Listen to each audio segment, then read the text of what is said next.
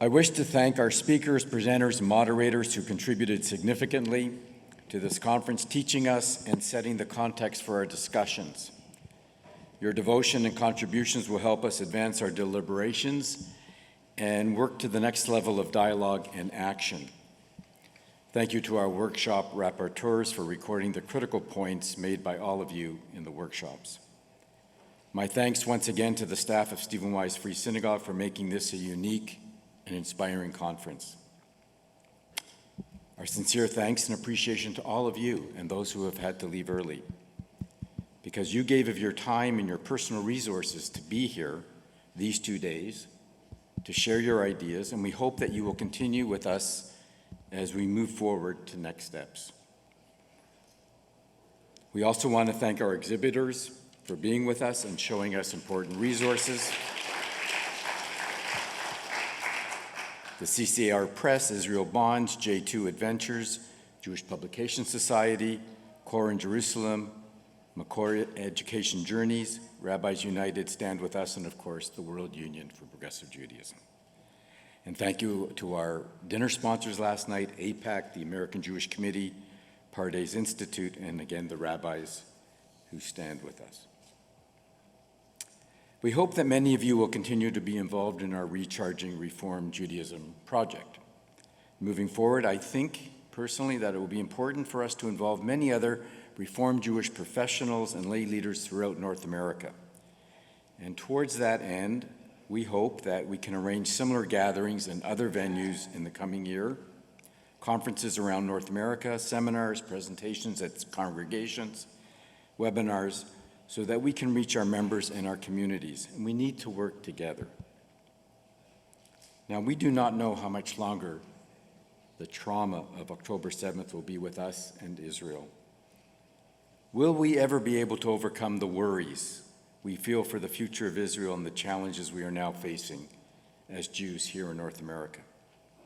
Perhaps not. But we can continue to work together and support Israel and those in need. And we can do all that we can to mobilize and encourage others in our communities to join us. There is much to do, and we hope that you will partner with us as we move forward. Once again, we thank our donors and supporters who helped make this conference a reality. My thanks again to my dear friend Ammiel and his remarkable team at Stephen Wise, and again to Tracy for making these 2 days come alive and setting the stage for us moving forward.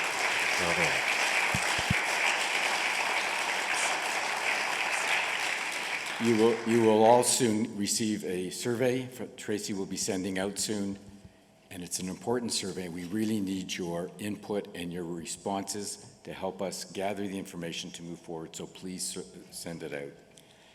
For final words and reflection, my honor once again to call on my friend on. Don't leave yet. My final word is, first of all, to thank Mark, our fearless leader. Give you a little token of our appreciation. Am Yisrael Chai.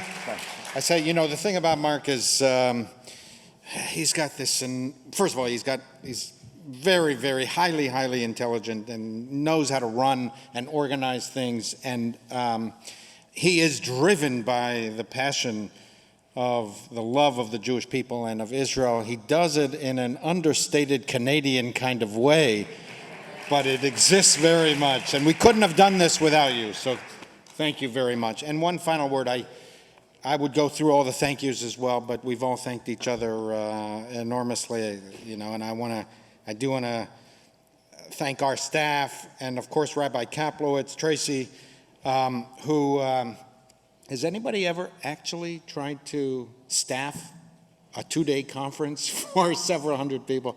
There are usually 10 staffers there, and you know, this whole thing is on Rabbi Kaplowitz's shoulders. And you're still on probation? Yeah. You know, because Tracy studied at the seminary at the JTS and came to us a couple of years ago, and immediately on day one applied for CCR membership and was accepted on probation. She's still on probation. I recommended you, so I don't know if that has to do with me. It's a long probation. But and thank you to our staff, all of our rabbis and and our administrative staff. Just one final comment. I want to remind all of us why we're here. It is, of course, as I said at the beginning, we originally didn't intend for this conference to take place now, but we live in very momentous times, really determining times in contemporary Jewish history. And we wanted to get together, to share love and support and cooperation, to demonstrate that we're not alone, to vocalize our core values, and to try to have that influential in the reform movement. And mostly, one of my favorite passages in the Torah is that passage when Moses sees an Egyptian taskmaster beating a Hebrew slave. The text says, "Vayifen ko v'cho vayar ki ein ish." And Moses looked this way and that, and he saw that there was no man, no person. And of course, the pshat, the plain meaning of the text is he looked this way and that because he was about to slay the Egyptian taskmaster, and he wanted to make sure that he wasn't seen. But the rabbis come up with a very famous midrash, "Vayifen ko v'cho," and he looked this way and that, and he saw ki ein ish, and he saw that there was no one to stand up for justice.